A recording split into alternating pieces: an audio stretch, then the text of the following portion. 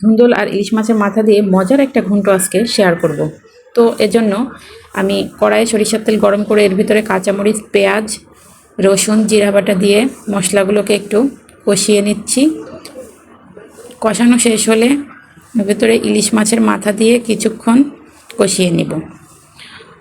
দেন হচ্ছে আগে থেকে কেটে রাখা ধুন্দলগুলো এর ভিতরে দিয়ে দিব।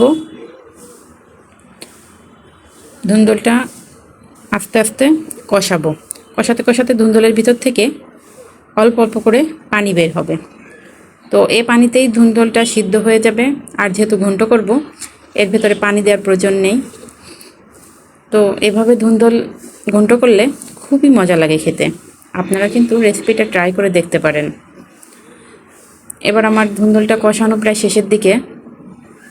দেখেন পর্যাপ্ত পরিমাণে পানি বের হয়েছে। এই পানিতেই ধুন্দলটা সেদ্ধ হয়ে যাবে।